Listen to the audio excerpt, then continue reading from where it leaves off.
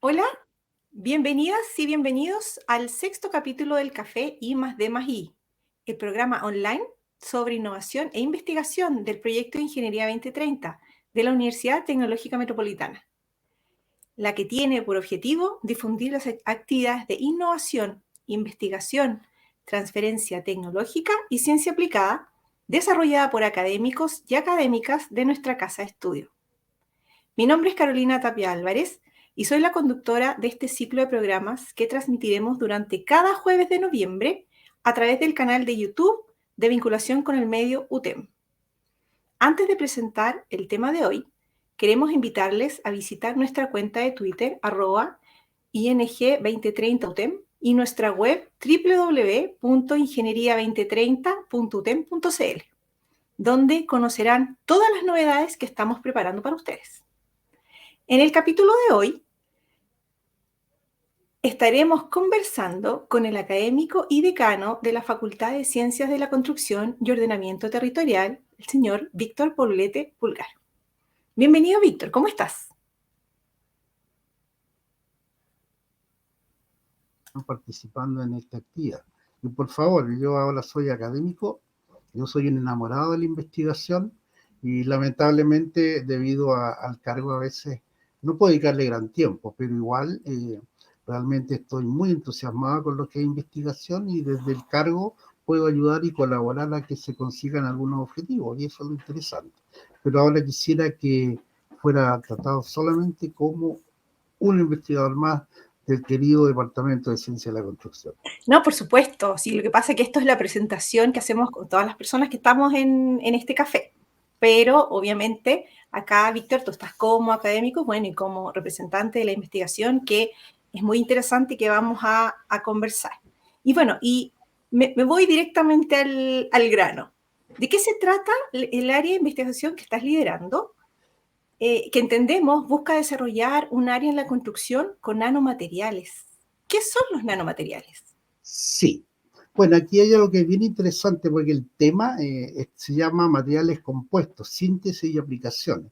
Y estos materiales compuestos en realidad son materiales avanzados y tiene que ver eso de avanzado y que sean nanomateriales o no, depende precisamente del tamaño de partículas.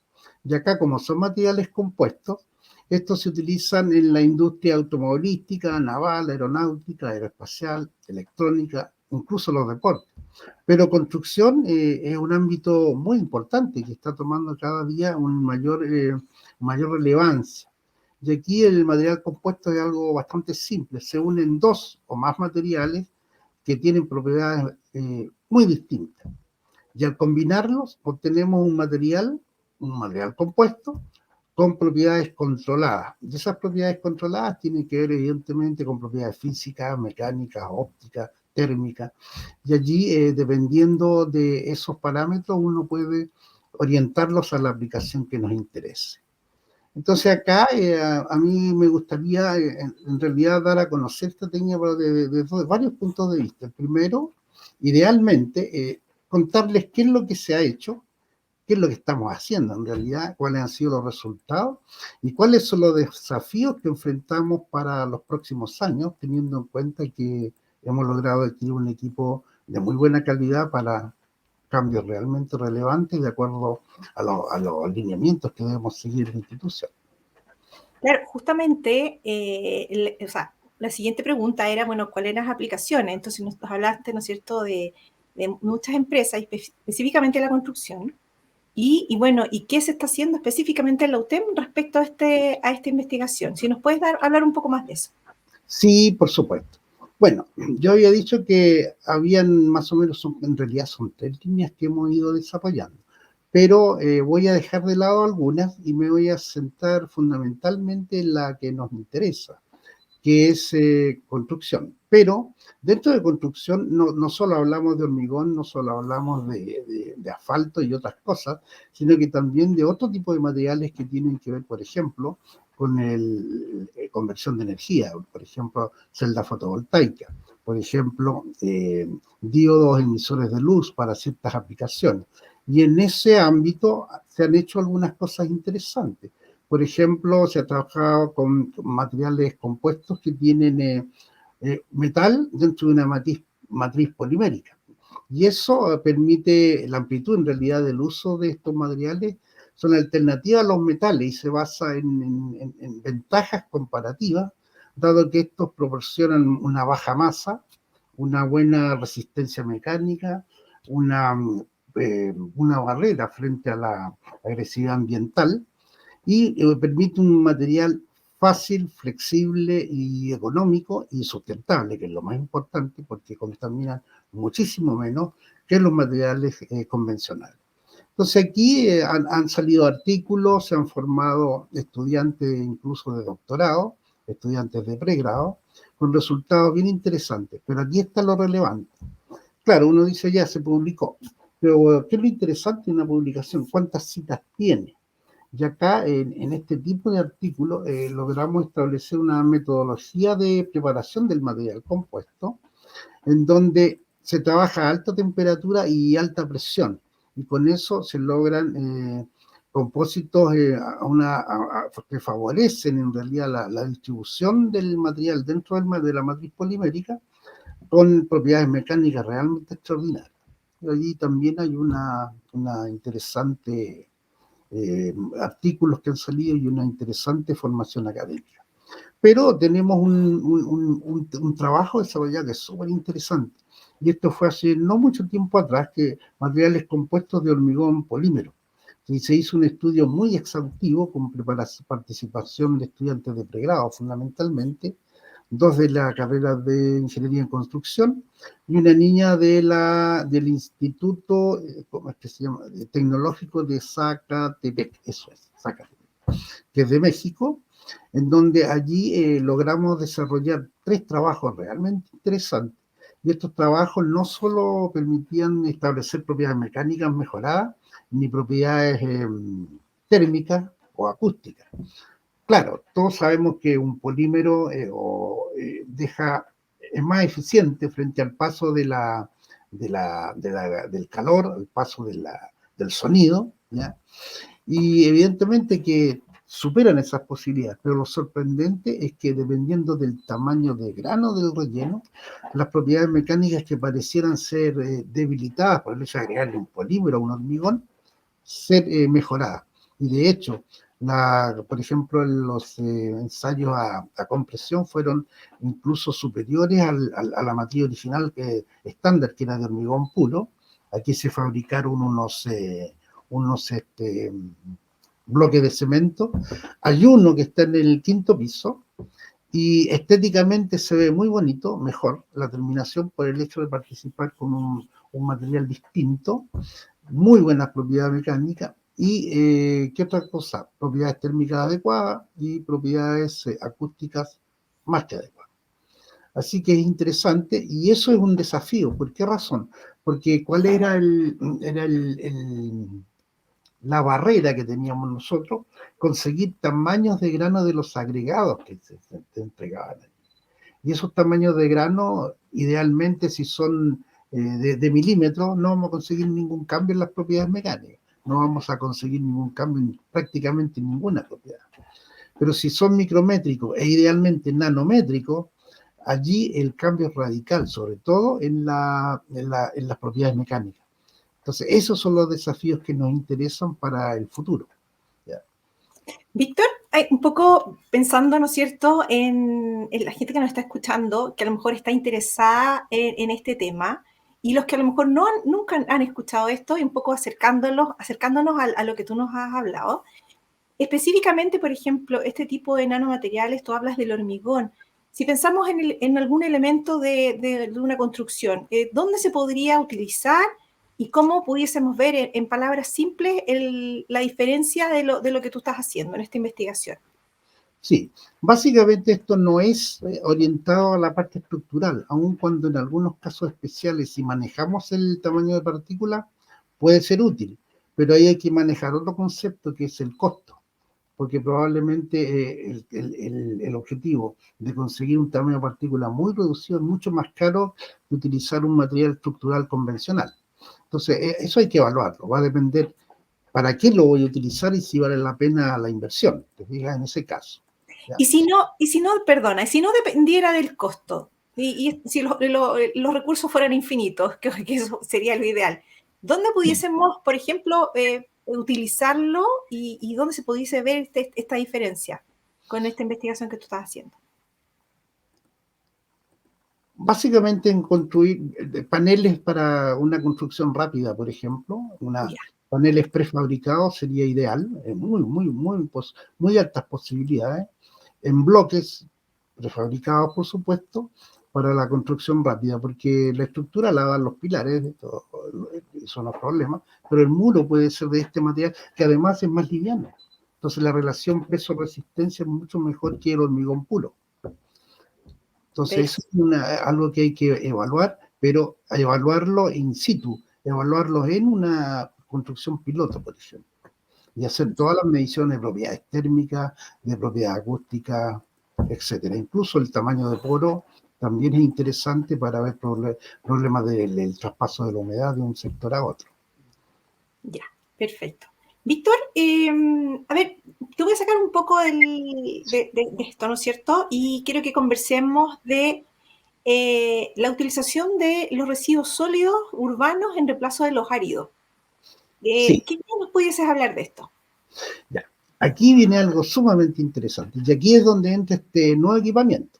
Ya, Acá los residuos sólidos urbanos es lo que realmente nos tiene apremiados porque la cantidad es enorme sí. y los depositorios están cada día más colmados, entonces se necesita utilizar eso. Ahora, aquí hay dos situaciones. Uno, si son residuos sólidos orgánicos, estos lamentablemente deben ser tratados químicamente para transformarlos en un material inerte.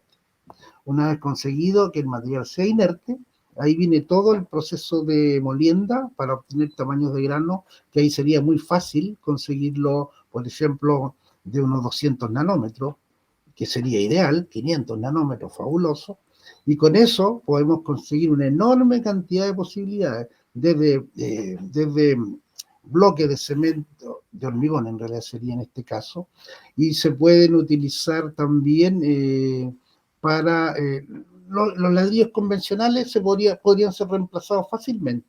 Las otras cosas interesantes que pueden ser aserrados, ¿ya? Ya, Revocados, no hay ningún problema. Pues todo el tratamiento que se le hace a un ladrillo convencional se le podría hacer a este ladrillo especial, que sería más liviano y más resistente.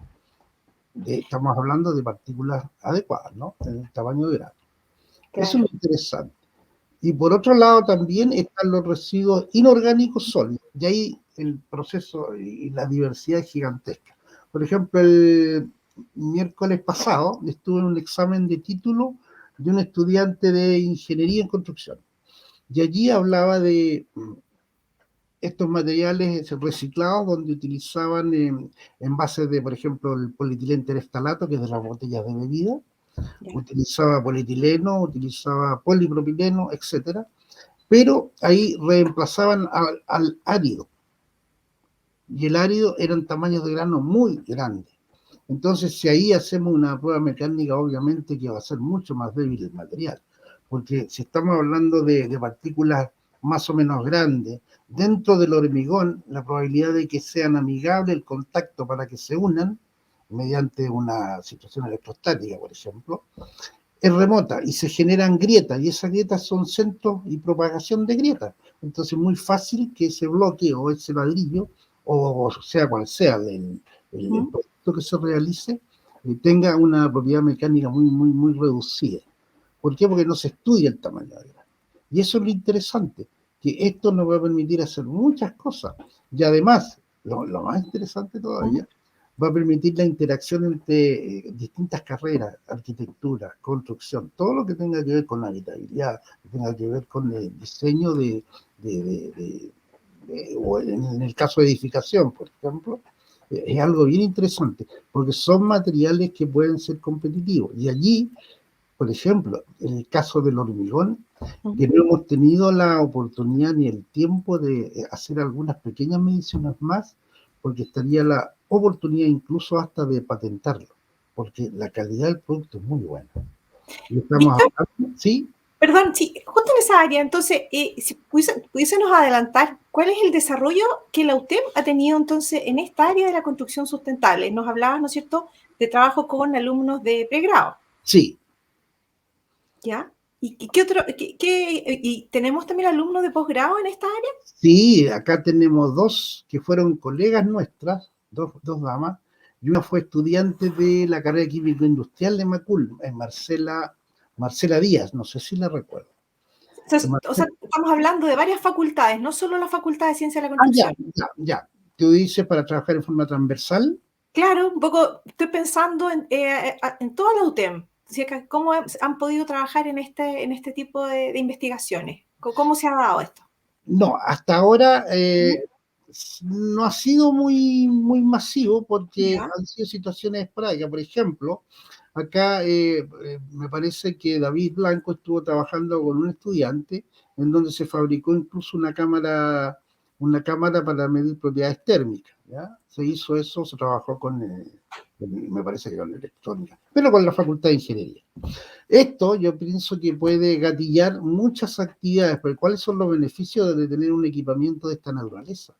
Que nosotros podemos, fíjate, que tener propiedades mecánicas, físicas, totalmente controladas para distintas prestaciones, y allí el control es exhaustivo del tamaño de partículas, eso es fundamental.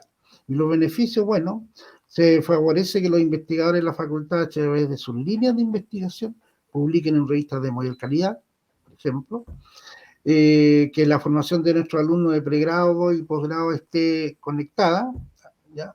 Por ejemplo, pregrado, hay una articulación entre pregrado y posgrado, y allí realmente estaríamos dando cumplimiento a los objetivos de la facultad, de la vicerrectoría académica y de la vicerrectoría de investigación y posgrado.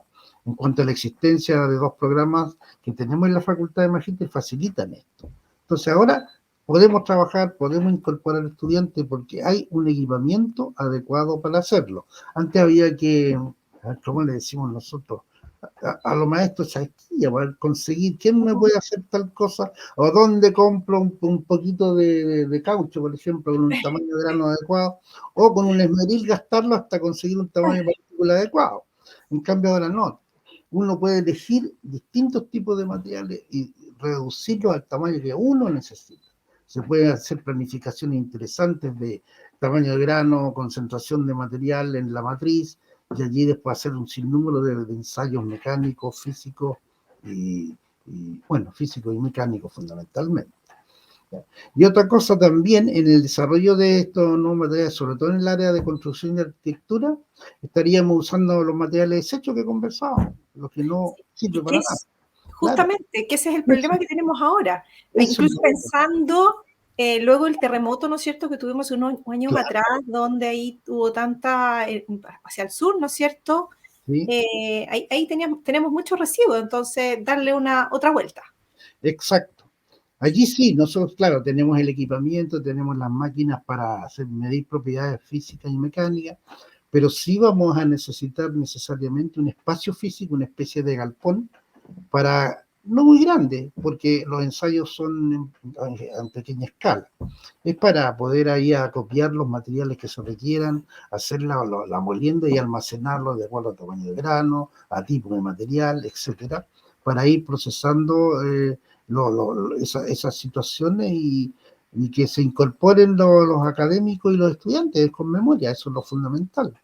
Seguramente, como es un solo equipo, va a haber que presentar un proyecto y ese proyecto colocarlo en un calendario con ciertas horas de trabajo para ir avanzando. Pero lo interesante es plantear el desafío y eso Por hay supuesto. que hacer, claro. Y Ya, hay otro ahora, más relevante. No, a lo mejor perdón. tiene más preguntas. No, si quieres ahondar algo más, para que puedas tener la idea. Claro, porque ocurre de que, por ¿Mm? ejemplo, Marcos Díaz está trabajando también con materiales reciclados, ¿sí? Pero ya no son tamaños de granos chicos, son reemplazos de áridos fundamentalmente, tamaños grandes. Y ahí volvemos al problema que es de difícil solución, que es las propiedades mecánicas, cómo las mejoro, ¿ya? O si las puedo mantener e incorporar un poco más de material reciclado para abaratar costos, etcétera. Se pueden hacer muchas cosas. Pero lo relevante es que en este momento nosotros acabamos de acreditar ante Corfo el centro I+D, más sí. No un certificado de calidad, sino que ellos nos reconocieron como centro I+D, más sí. Eso Ya. significa que ahora podemos trabajar con empresas y las empresas pueden tener descarga tributaria. Pero ahí también tenemos que buscar la alternativa para que la facultad o ese centro, que es un programa, permita recibir recursos, quedarse con una parte importante de esos recursos para reinvertir en maquinaria, para reinvertir tal vez en mano de obra o reinvertir quizás en la contratación de un profesional de buen nivel, no lo sé. Esos son temas que están pendientes y yo creo que debemos tener la capacidad de presentarlo y discutirlo donde corresponde. Sí, justamente la pregunta iba para allá. O sea, finalmente, ¿cómo se ve la vinculación con la empresa universidad en el área de la construcción sustentable? Entonces, ya nos adelantaste, ¿no es cierto?, este trabajo, ¿no es cierto?, que está con Corfo. Si nos pudieras a lo mejor hablar un poco más de eso. Bueno, acá primero, el reconocimiento que hizo Corfo a este centro I+D es que se trata exclusivamente de construcción sustentable. Centro I+D en construcción sustentable. Porque estos centros no son multipropósitos. Si otra facultad u otra, incluso un departamento podría ser incluso, quisiera conseguir que Corfo lo considerara como un centro I+D en un área, tiene que ser un área específica, no es cualquier área. Ah, ya. Esa es la diferencia. Y exigen, por ejemplo, que todos estos proyectos que nosotros tengamos con el sector externo estén dentro de ese marco. Tenemos que cumplir esos requisitos y generar los procedimientos que ahí está todo articulado, porque nosotros se hace un convenio, pasa por la BTT, por jurídica, eso está, no hay ningún problema. Pero el objetivo es trabajar en la línea para la cual el centro ha sido considerado como centro I+D+I.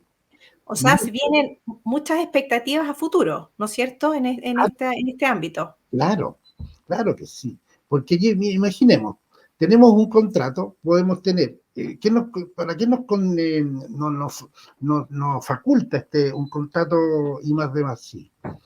Primero, cursos, seminarios, formación, investigación, asesoría, pero todo en el ámbito de la construcción.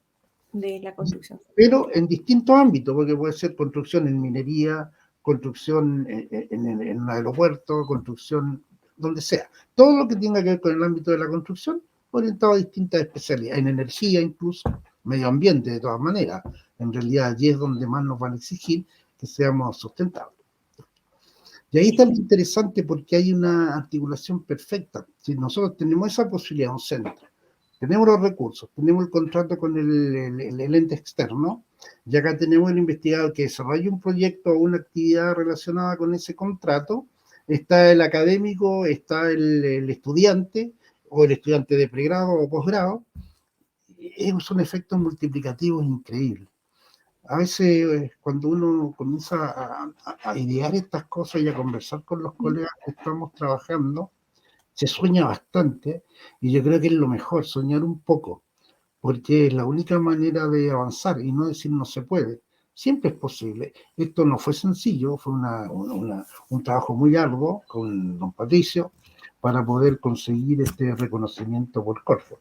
Y no solo con don Patricio, sino que también con las autoridades, porque hay que convencerlo. Uno no puede inventar algo o vender algo si no tiene el fundamento suficiente. Y aquí, aprovechando que hablaste de Patricio y me aprovecho un poco del conocimiento, si nos podrías contar un poco del laboratorio de materiales que hay en el UTEM y cuáles son los objetivos principales. Estoy pensando ahí en Patricio, en el centro, el laboratorio. ¿Qué nos pudieses adelantar? Ya, laboratorio de materiales. Nosotros con don Patricio en este momento está trabajando en ver, de acuerdo a las exigencias de Corfo, cómo tenemos que proceder, cuál es el mecanismo, el procedimiento para interactuar con la empresa externa y respetando, por supuesto, lo que existe reglamentariamente con la BTT, con jurídica y con la universidad, pues esa es la realidad. Hay que hacerlo de esa manera. Y allí yo pienso que lo que debiéramos hacer es, primero, dar una charla, contar, este es el centro I+D+I, este es el equipamiento, este es el laboratorio de materiales, estos son el equipamiento que existe, para qué sirve, qué es lo que podemos hacer allí y al mismo tiempo, tal vez, yo no digo un concurso interno, pero que se generen iniciativas con participación de alumnos. ¿Qué me interesaría a mí? Lo que es el sueño, que exista, por ejemplo, un emprendimiento. Imaginemos que un grupo de estudiantes que esté trabajando en un proyecto saque un producto y ese producto se genere un emprendimiento fabuloso, o un startup que le llaman también. Yo considero que eso sería lo mejor como producto final, ¿no? Y si puede haber participación de estudiantes de posgrado, fantástico también. Entonces, se está soñando, pero soñando con los pies bien puestos en la tierra.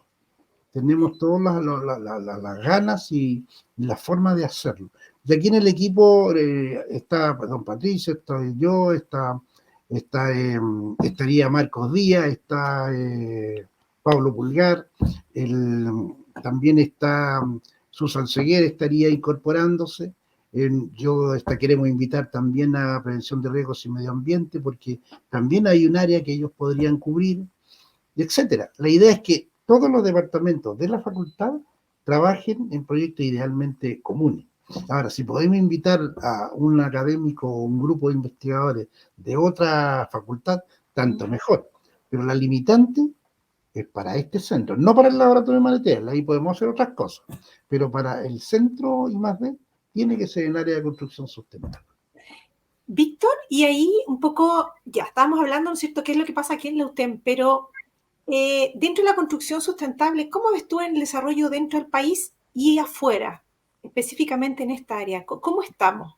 Estoy pensando UTEM, el país, Sí. y UTEM, Chile, fuera de Chile. ¿Qué nos puedes contar de eso? Claro. Acá, ¿qué es lo que puedo señalar? Lo que hemos hecho en este laboratorio desde el año 2008 hasta ahora es relevante. Estamos dentro de los parámetros que realmente cumplen con un estándar, porque las publicaciones que han salido son de muy buen nivel. Se trabaja, incluso nosotros tenemos un equipo de trabajo con investigadores extranjeros. No nos vemos nunca, pero ahora es muy fácil porque uno envía una muestra, por ejemplo, por correo electrónico, se hace el análisis, nos envían los resultados, acá se interpretan, se incorporan a la investigación o al artículo y se publica. Y esa persona lo único que cobra es aparecer en el artículo, porque ese es el trato. O sea, oye, necesito que me analicen esto, ¿tú puedes hacerlo? Sí. Entonces allí hay una colaboración mutua, nos sirve a ambos. Ya, lo mismo ocurre a nivel nacional incluso, en donde se trabaja, por ejemplo, ahí Marcos puede hablar mucho de eso, trabaja con la Universidad de Concepción, allí en su, en su proyecto de materiales reciclados, y eso es un símil de lo que nosotros también podemos hacer. Así que estoy muy conforme con eso. Sí, nos va a hacer falta, sí o sí, tener la posibilidad de incorporar más gente para poder diseñar, no una gran cantidad de proyectos, pocos, pero bueno, eso es lo importante. Víctor, y ahí en esos esa búsqueda, ¿no es cierto?, de nuevas personas, ¿tienes algunas ideas en mente o investigaciones, proyectos que estés ahí maquinando o pensando? Sí, siempre uno está pensando en esas cosas. Y acá, ¿qué es lo que interesa? Primero, seguir explorando, porque nosotros dejamos algo pendiente, como señalaba al principio, Ya. que es estos compuestos donde llevan compósitos que llevan hormigón con caucho reciclado, por ejemplo, donde el producto es de muy buena calidad, las pruebas son extraordinarias y eso se puede hasta patentar. Y de allí ese es un material base para hacer otras cosas.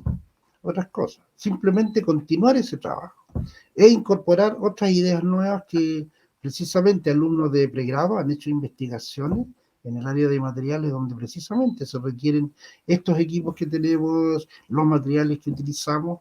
Entonces, eso se puede desarrollar porque cumplió una etapa inicial que promete mucho, tiene muchas proyecciones, pero esas proyecciones hay que desarrollarlas para seguir explorando y apuntando hacia el éxito que esperamos, porque el éxito aparece solo. Si uno trabaja, ahí aparece, si no trabaja, no ocurre nada. Sí. Víctor, me ha llamado la atención de que durante toda la conversación que hemos tenido, nos has hablado del aporte que han hecho alumnos de pregrado Sí, en las investigaciones. sí, ¿Cómo ha sido la experiencia? Porque muchas veces se cree, ¿no es cierto?, que alumnos de pregrado como que todavía les falta para hacer alguna investigación, pero por lo que tú nos estás contando, al parecer no es tan así. O sea, se puede se puede participar. ¿Cómo deben ser esos aquellos alumnos? O sea, ¿cuál es el tipo de alumno que tú crees que puede participar en este tipo de investigaciones? Claro, aquí lo que yo pienso es que no está limitado a un número reducido de alumnos. Aquí depende mucho de la relación del estudiante con el académico que está trabajando en áreas de investigación. Depende mucho de la capacidad que uno tenga de incentivarlo, porque el estudiante es curioso. Lo que pasa es que ellos están preocupados muchas veces de, ojalá ponerse a trabajar pronto, no se interesan mucho en investigar por sí solos, pero cuando ven que se está haciendo algo y ven, hoy dicen, me gustaría participar, y cuando participan lo hacen con un entusiasmo, pero enorme, enorme, muy, muy sacrificado. No les importa incluso los horarios. ¿Ya? Por ejemplo, cuando estaba este niño que estaba trabajando con la medición de propiedades térmicas, nos juntábamos a veces, bueno, yo en ese entonces estaba haciendo clase al programa de magíster en eficiencia energética en esas fechas, y él venía en la semana y nos quedábamos hasta tarde conversando y tratando de resolver algunos problemas interesantes. Y él después hacía las mediciones y iban resultando, las íbamos comprobando. Y yo no tenía nada que ver con el alumno y él tampoco conmigo. Pero se genera ese encanto, ¿ya? El hecho de que uno le gusta la investigación, la otra persona aprende y ve que es capaz. Y cuando el estudiante se da cuenta que es capaz, oye, eso es increíble. Eso es increíble. Porque normalmente no lo piensan. Porque, como digo, ellos quieren salir pronto, ponerse a trabajar, hacer otras cosas. Pero cuando un estudiante se da cuenta que puede participar en investigación, lo hace. Y allí, si bien es cierto, no es obligación para la ¿Mm? universidad, ni la CNA tampoco lo exige porque dice la investigación es para el posgrado, pero el estudiante puede participar en actividades de posgrado y queda conectado inmediatamente para esa articulación que le llamamos como universidad para continuar en el magíster o el doctorado si es posible. Acá, no sé si recuerdas, en ingeniería en construcción nosotros tenemos dentro del programa la continuidad a posgrado, que el estudiante lo decide en el noveno semestre y no se ha puesto en marcha. Sería interesante porque se Perfecto. estudiaría un año más y obtiene el título y el magíster. Ya hay Vic- estudiantes ¿Mm? interesados. Todos los que han presentado fíjate, proyectos de investigación lo han hecho, pero muy bien, muy bien. Da gusto Entonces, ver sus presentaciones. sí, Entonces, pensando entonces en esto, perdona, pensando en aquellos que quieren innovar en el mundo de la construcción, ¿no es cierto? Eh, ¿Cómo lograste avanzar en todas estas áreas de investigación que nos has contado? Estoy pensando en alguien que está escuchando y dice tú, ¿cuál debiera ser el punto uno, 2, 3 para poder llegar a lo mejor a lo que tú nos has relatado en estos minutos?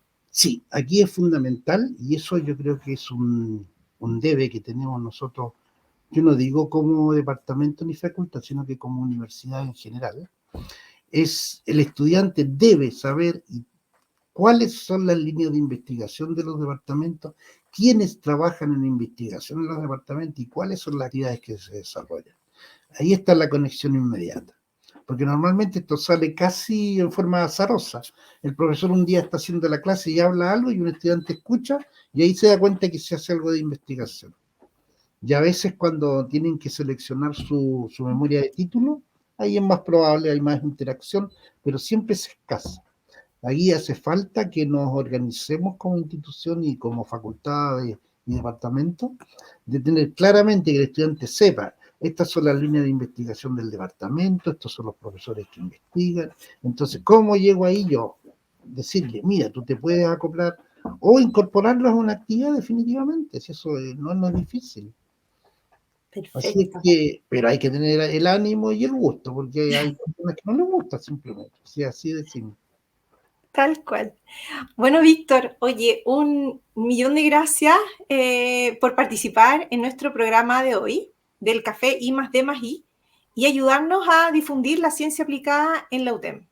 No sé si nos quisieras hablar algunas palabras de cierre antes de terminar. Y mira, la verdad que yo estoy contento porque estas cosas, como te digo, me apasionan, son lindísimas.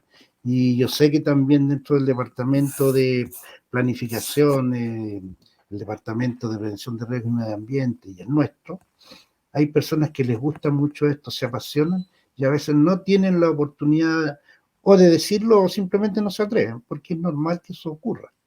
Entonces aquí, ¿qué es lo que yo digo? Que nadie debe temer de decir las cosas, si nada puede ocurrir. Y entusiasmarse, trabajar en forma colaborativa. Si uno trabaja aislado, la posibilidad de éxito es muy baja, muy baja. Entonces ese es el llamado que yo haría para entusiasmar a los colegas de otras unidades, trabajar en equipo. Es muy simple. Y es un desafío interesante, si uno conoce distintas posiciones tras un mismo objetivo. Eso es lo que hace maravillosa la interacción entre los seres humanos. Así es que mira, yo feliz, pues, y si puedo más adelante volver a conversar, encantado. Y agradezco al equipo de Ingeniería 2030, a Juan Pablo y todos los que están relacionados con esta actividad, esta posibilidad de participar y al mismo tiempo desearle éxito en el futuro próximo. Listo. Bueno, también agradecemos a todas y a todos nuestros auditores. Les invitamos a revisar nuestros capítulos en el canal de YouTube Vinculación con el Medio TEM y próximamente en Spotify, donde podrán conocer muchas más iniciativas y consejos para la innovación y la investigación académica. Finalmente, pero no menos importante, vamos a agradecer al equipo que nos apoya en cada producción, Nicole Fuentes de Extensión Universitaria y Juan Pablo Fuensalida y Javiera Romero de Ingeniería 2030. Así que nos estamos viendo hasta la próxima semana. Nos Ok, vemos. felicidades, adiós.